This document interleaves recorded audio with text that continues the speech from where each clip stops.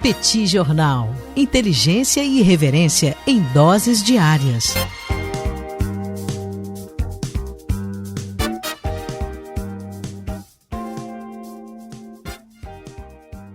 Olá, gente. Bem-vindos, bem-vindas ao Petit Jornal. Esse é o bate-papo número 1117. Estamos gravando numa live no YouTube do Petit Jornal. São exatamente 19 horas e 17 minutos da segunda-feira, 27 de julho de 2026. Cá está a dupla de costume, a dupla que você conhece de cor. Tanguy, o Bagdadi animado, contente, preparado, revigorado, resiliente, retumbante, descansado, tarifado, mais tarifado, tarifas se avolumam sobre os produtos exportados pelo professor Bagdadi, que fica sem dormir diante dessas múltiplas preocupações, muita insônia desse professor preocupado com a dinâmica internacional altamente incerta e pantanosa. Temos também Daniel Souza, que é esse que vos fala. Ao longo dos próximos minutos, vamos repercutir os principais acontecimentos internacionais dos últimos dias e começamos com briga de família. Briga de família, ou seria briga de vizinhos, ou seria briga de família que são vizinhos. Enfim, esse é o ambiente nada amistoso que nós temos tido aqui na América do Sul, no nosso quarteirão, na nossa quebrada, ao longo das últimas horas. Como vai, professor Bagdadi? Tudo bem? Vamos a isso? Tudo bem, Daniel Souza com S. Vamos lá para o nosso bate-papo 1117. Que saudade que eu tava de gravar um bate-papo desde quinta-feira. A gente estava sem episódio, né? Hoje de manhã, normalmente a gente grava na segunda-feira de manhã. Hoje, especialmente, não tivemos episódio. E faltou então, Daniel, o espaço, né? O momento para a gente poder falar sobre a briga que nós tivemos, né? O climão que nós temos nesse momento entre o Brasil e a Argentina. Não é que os governos, né, Daniel, do Lula e do Javier Milei tivessem sido grandes aliados em algum momento, né? Sempre tiveram lá suas diferenças, né? Sempre tiveram sua distância, mas de sábado para cá, Daniel, a coisa descarrilhou completamente. A gente tem uma relação que eu não sei, Daniel, eu acompanho essa relação tem bastante tempo, né? A relação entre Brasil e Argentina. Eu não me lembro de ter vivenciado o momento de uma relação tão conturbada. E olha que ao longo dos últimos anos não foram poucos os momentos em que nós tivemos caneladas sendo dadas de parte a parte, né? A gente já teve o período aí do Bolsonaro e do Alberto Fernandes, né, na Argentina, mas a crise que nós tivemos ao longo das últimas horas não foi pequena. O que desencadeou essa crise atual, Daniel, foi a participação do presidente argentino, Javier Milei, na convenção do PL, né, que lançou no sábado, lá no Pacaembu, em São Paulo, a candidatura do senador Flávio Bolsonaro à presidência. Javier Milei pegou o microfone e soltou impropérios dentro do Brasil contra o governo brasileiro, inclusive contra Alexandre de Moraes. Crise absolutamente instalada. Ele disse que confia plenamente no seu amigo Flávio. Até aí, tudo bem, né, Daniel? Enfim, ele tá apoiando ali um candidato. Já acho meio, quer dizer, tudo bem mais ou menos, né? Tá interferindo numa eleição de outro país, mas, enfim, acho que tem uma certa margem para isso, apesar de ser problemático.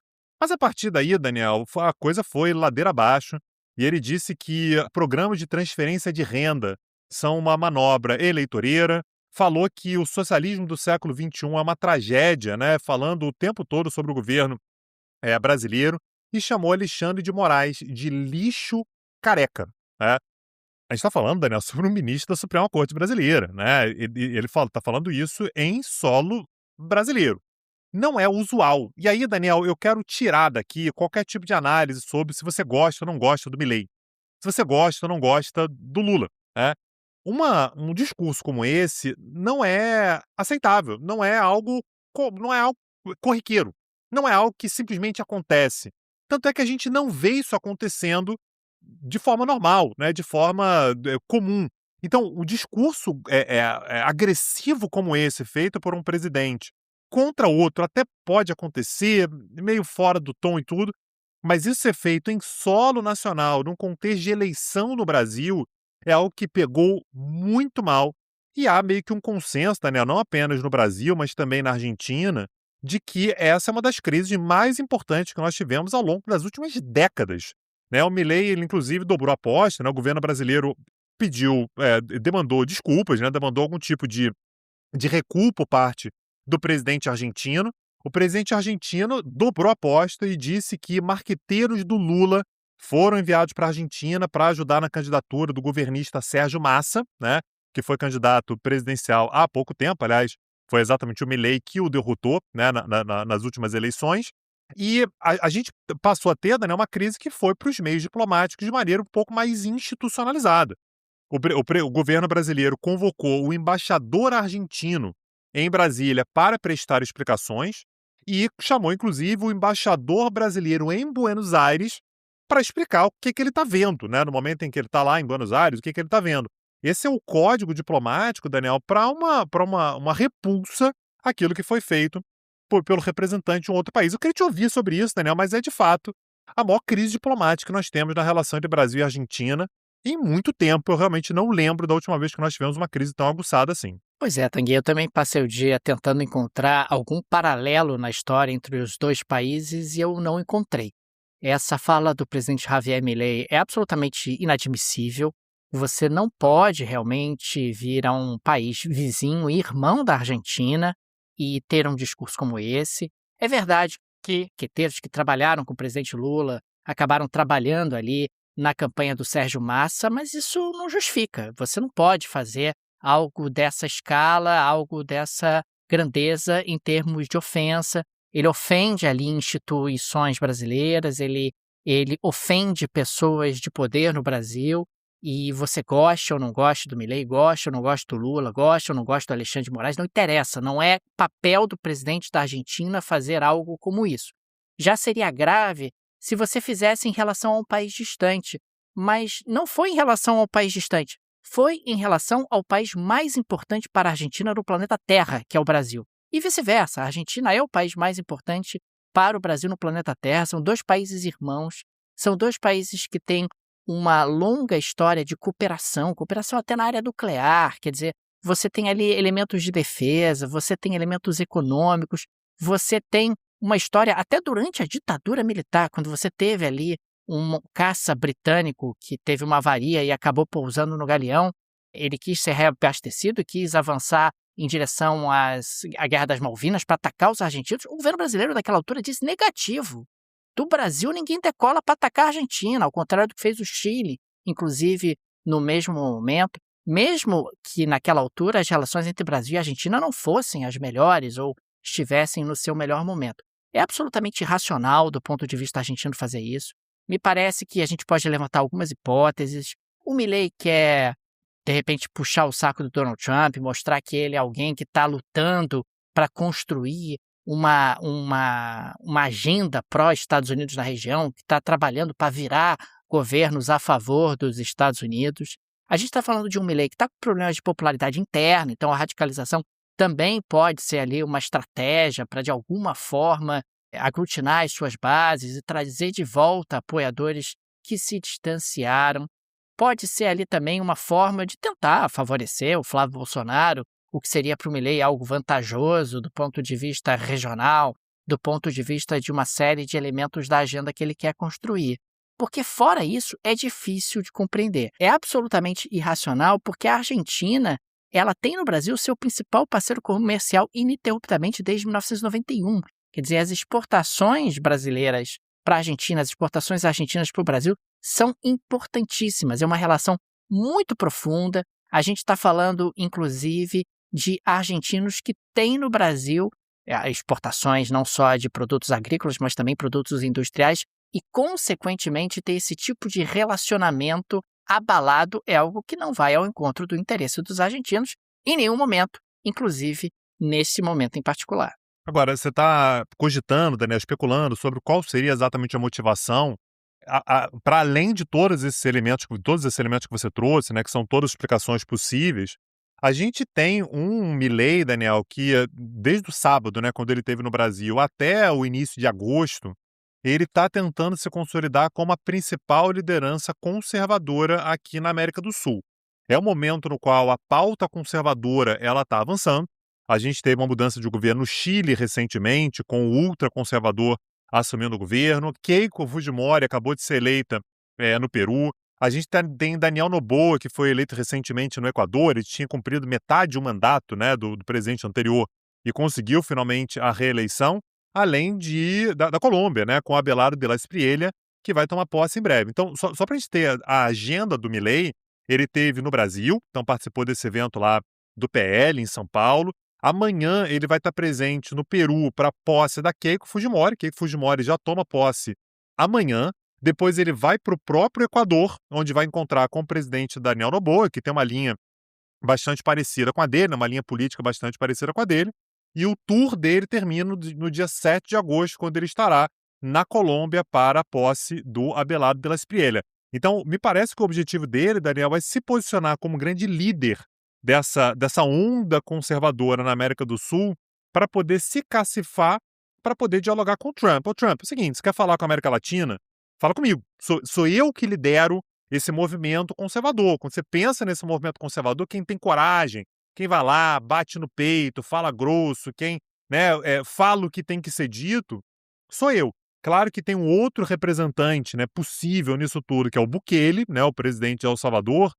Agora, Daniel, quando você coloca na balança aí o peso do Bukele com El Salvador e do peso do Milei à frente da Argentina, é claro que a Argentina tem muito mais peso, né? Acaba tendo uma posição de um destaque muito maior. Agora, no meio disso tudo, Daniel, a gente tem o ministro da Fazenda do Brasil, o Dário Durigan, respondendo na mesma moeda, né, Daniel? E aí me parece que é um outro erro, é um erro de novo, né? Ele vai lá e chama, né, disse o ministro da Fazenda de novo, ministro da Fazenda.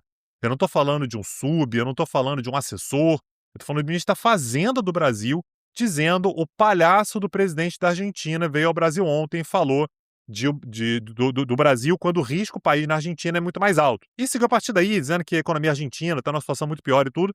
Mas quando você chama o presidente argentino de palhaço, você está, inclusive, tirando uma certa força da crítica brasileira. O que o Itamaraty fez foi com uma nota muito bem escrita, aliás, dizendo, olha, não há espaço para uma retórica como essa. Não pode falar isso sobre o governo brasileiro. E aí você tem um integrante, não é um integrante secundário do governo brasileiro, o ministro da Fazenda, chamando o Milei de palhaço. Ele pode ter a opinião pessoal dele, né, o Dário Durigan. Mas a partir do que você expressa isso, me parece que tira um pouquinho a força da própria crítica brasileira com relação ao Milei.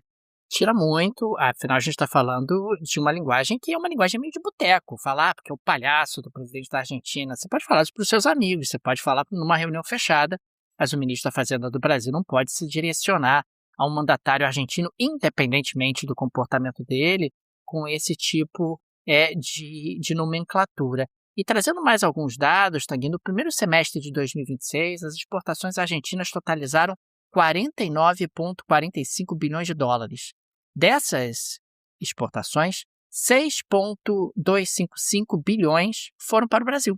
Ou seja, o Brasil representou 12,6% das exportações argentinas, à frente da China, que foram 9,9%, e dos Estados Unidos, 9,8%. O Brasil, aliás, no primeiro semestre de 2026, concentrou 22,3% das importações argentinas, atrás apenas da China. Você tem aqui, no primeiro semestre de 2026, os produtos brasileiros representaram 74% das compras argentinas no Mercosul. Nós temos aqui uma série realmente de elementos que chamam a atenção, quer dizer, o Brasil é um país importante do ponto de vista até do volume de investimento, é um dos maiores investidores, é o quarto maior investidor direto na Argentina, que é aquele investidor produtivo que leva dólares para produzir num país, tem mais de 8% do total de investimento estrangeiro direto na Argentina. É algo inacreditável, quer dizer, o Brasil é o principal destino das exportações do complexo de trigo e do complexo automotivo argentino. O Brasil também tem papel relevante nas exportações argentinas de laticínios, vinhos, azeite de oliva, pera, maçãs, hortaliças. E a gente pode continuar por aqui, quer dizer, o que não faltam são elementos de importância da relação econômica entre os dois países. Você simplesmente não briga com o Brasil por tão pouco. Você até reforçou um pouco a hipótese que eu coloquei há alguns instantes, de que o Milei estava tentando puxar o saco do governo Trump justamente por tentar se projetar como essa liderança da região. Olha, Trump, olha como eu estou trabalhando para formar aqui todo um eixo alinhado com os Estados Unidos e eu sou a liderança inconteste da região. Agora, você fazer isso à custa de sacrificar um bom relacionamento com o Brasil é insanidade do ponto de vista argentino. E caberia ao Brasil ter uma resposta protocolar, como o Itamaraty acabou fazendo, convocar embaixadores, faz parte do processo diplomático, mas não a declaração do ministro da Fazenda do Brasil, que não é assim. Não é assim que a gente responde, até porque dois errados não fazem um certo, e a gente não pode perder a razão numa situação como essa, não pode sugerir de alguma maneira ou legitimar o comportamento do presidente argentino, e é um pouco o que a gente faz quando utiliza esse tipo de nomenclatura para se referir a ele. Daniel Souza, uma das maiores vantagens que a Argentina tem de ser integrada com o Brasil é ter acesso a produtos brasileiros. E aí, Daniel, de repente chega lá, inclusive, as roupas da Inside Store, viu? Indústria brasileira, produto da mais alta qualidade, veste bem, preço bom. Aliás, um super investimento, viu? A quantidade de vezes que você pode lavar as roupas da Insider sem que ela perca qualidade, mantenha a cor, não dá mau cheiro, fácil de ser utilizada. A Tech T-shirt, por exemplo, Daniel, ela desamassa no corpo. E, aliás, isso é comum da linha da Insider de uma forma geral. Utilizando o link que está na descrição desse episódio, você pode fazer aquilo que, né, é um benefício por você estar no Brasil, que é comprar as roupas da Insider Store com desconto do Petit Jornal. Acessa lá, dá uma olhada, conheça a linha. Aliás, Daniel, a gente está num período aqui no Rio de Janeiro, não sei como é que está no restante do Brasil, né, Daniel? Que o tempo não decide se está frio ou se está calor. Né? Tá meio frio, mas aí às vezes fica mais calor, aí abre o sol, aí esquenta, aí depois esfria mais um pouquinho. A Insider Store tem opções para todos esses momentos.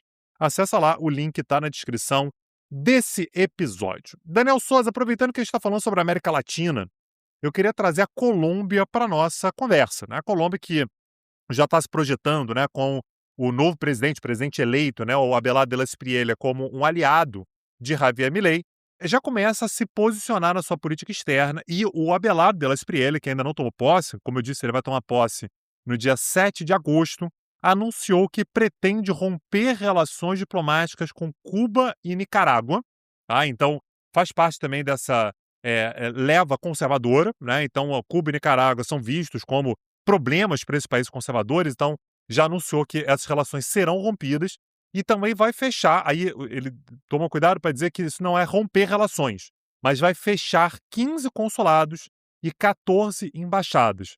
Países como Argélia, Haiti, Barbados, Hungria, Senegal, Etiópia, África do Sul, República Tcheca, Romênia, todos esses países deixarão de ter representações colombianas. Ele disse, olha, não é que eu vou deixar de ter relações com esse país, com Cuba e Nicarágua sim, com esse país não tem mais conversa, mas com os outros vai haver algum tipo de comunicação por meio de embaixadas de outros países. Também pegando carona, né, Daniel? Então eu não vou ter embaixada, mas se eu precisar de alguma coisa, eu recorro à embaixada argentina, à embaixada americana, enfim, para poder dialogar com esses países. E também anunciou, Daniel, uma movimentação com relação às suas embaixadas no Oriente Médio. Então ele vai desfazer, por exemplo, uma iniciativa que tinha sido do governo do Petro, que é o atual presidente, vai passar o cargo no dia 7 de agosto, que era de romper relações com Israel. A gente comentou isso aqui, né, que você tinha tido o encerramento das relações, ele disse que vai retomar as relações e vai abrir a embaixada colombiana, reabrir a embaixada colombiana em Israel, adivinha, Daniel? Em Jerusalém. Não será em Tel Aviv, ou seja, um reconhecimento de que Jerusalém é a capital única de Israel, e também disse que pretende parar o processo de abertura de uma embaixada colombiana na Palestina. Era um movimento que também tinha sido feito pelo Petro. Agora, no meio disso tudo, Daniel, tem uma coisa que eu achei muito curiosa, que é que o Abelardo de la Espriella anunciou hoje que a cidade de Barranquilla, isso aqui só pode ser uma homenagem a Shakira, Daniel, que é de Barranquilla, será a sede permanente da presidência da República. E que a Casa de Nariño, que é a sede do governo lá em Bogotá, que é a capital constitucional, será transformada em museu aberto ao público. Ou seja, durante o governo dele, se você quiser encontrar o presidente, não vá a Bogotá. O que você vai encontrar lá vai ser um museu aberto e tal, para conhecer a história colombiana e tudo. Se você quiser conversar com ele, você vá para Barranquilla. A ideia dele, né, o que ele disse, é a necessidade de uma descentralização do poder no país. É uma lógica que a gente vê em vários países, aliás, né, Daniel? Essa ideia de que, olha, está tudo muito concentrado na capital, capital, capital. A gente precisa de um governo que circule, um governo que esteja mais arejado, que ouça. Agora, curiosamente, também ele foi para a região do Caribe, né, Daniel Souza? Nada mal também, né? Ele foi ali para o Caribe, né, no norte. Bogotá fica bem no centro do país. Ele, portanto, vai governar a partir de Barranquilha, que é, de novo, a cidade natal da Shakira, Daniel Souza. Tanguy, avançando para a próxima pauta, eu quero registrar que Xi Jinping telefonou ao presidente Lula ontem à noite e acabou declarando apoio à soberania brasileira e se opondo à interferência externa, dias depois de os Estados Unidos imporem novas tarifas de 25% sobre 3 mil produtos brasileiros, além das tarifas de 12,5% que aí foram aplicadas contra dezenas de países.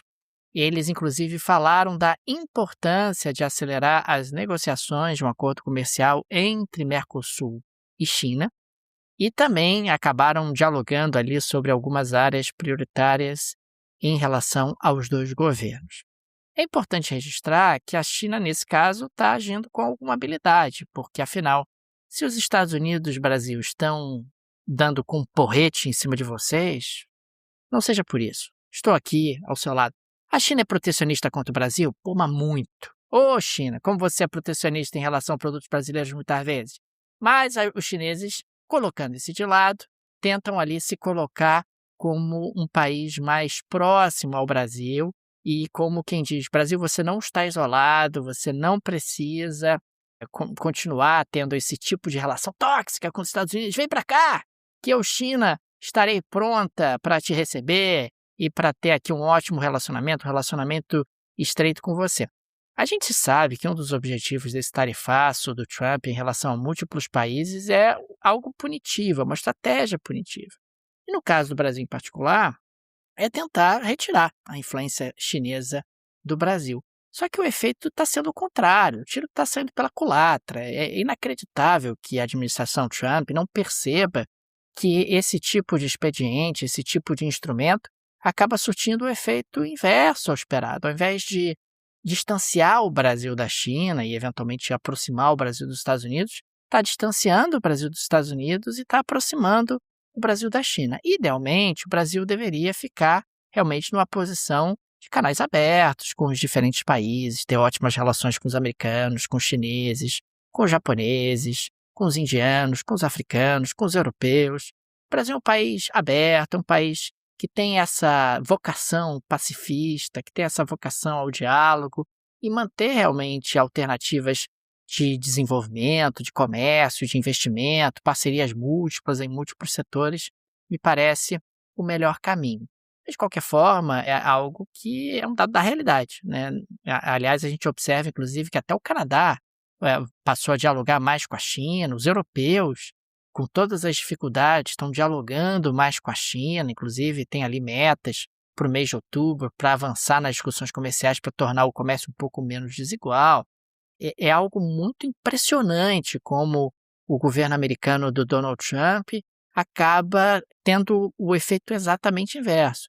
Agora, quem acabou tremendo na base foi o Panamá. O Panamá expulsou lá a empresa chinesa do Canal do Panamá. Você pode ter ali El Salvador, que é um país pequeno. Você pode ter o México, de repente, tentando ali, de alguma forma, manter um vínculo com os Estados Unidos por conta dos seus 80% de exportações que vão para os Estados Unidos. Mas o Brasil está mais longe, depende menos dos Estados Unidos.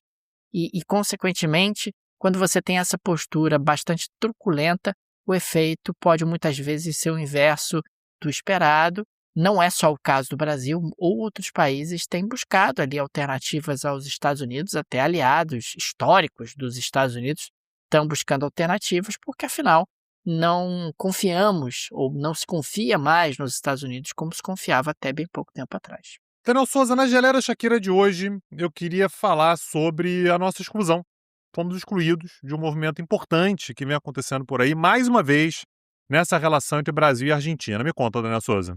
Ô, Tanguy, o Milei voltou para a Argentina e foi para uma rádio. E aí resolveu fazer a denúncia gravíssima. O Brasil estaria financiando uma campanha anti-Argentina. Eu fiquei muito ofendido, porque se o governo brasileiro está financiando uma campanha anti-Argentina, ele deveria ter me convidado. Ele deveria ter convidado o Petit Jornal para participar desse esforço e nós não fomos convidados. Não é possível isso. Porque na Copa do Mundo, porque o mundo está falando mal da Argentina e o Brasil está envolvido nessa conspiração. Mas não é só o Brasil. Também temos o Partido Democrata está envolvido.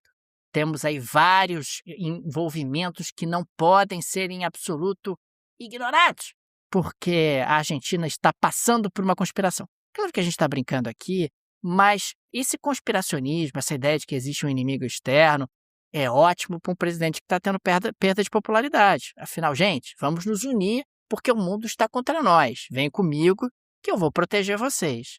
Ele faz ali algumas referências, fez a referência aos consultores brasileiros ligados ao PT, que participaram da campanha do Sérgio Massa, fez referência à visita do presidente Lula a Cristina Kirchner, o que foi um erro grave também por parte do governo brasileiro fazer isso. Mas é risível achar que o Brasil é a fonte de algum tipo de campanha anti-Argentina, por mais que nós tenhamos aí a nossa rivalidade no futebol, a nossa rivalidade de vizinhos, etc. A Argentina, como foi dito ao longo do episódio de hoje, é o país mais importante no planeta Terra para o Brasil e, infelizmente, a gente tem que registrar, a Argentina precisa muito mais do Brasil do que o Brasil da Argentina. Agora, Daniel, outra coisa que eu fiquei intrigado nessa história aí do Milei, né, com relação a essa campanha anti-Argentina durante a Copa do Mundo, foram as contas, né? Eu achei que o Brasil podia ter sido mais agressivo nessa, porque disse o seguinte, eram 3 financiadores, era o Brasil, era o governo mexicano e o Partido Democrata. Claro, Daniel, se são 3, o Brasil tem que ter uma certa honradez de querer dividir 1/3 para cada um. E segundo ele, segundo o Milei, o Brasil entrou com 25%. Pô, 25% é menos, né, Daniel? Não pode.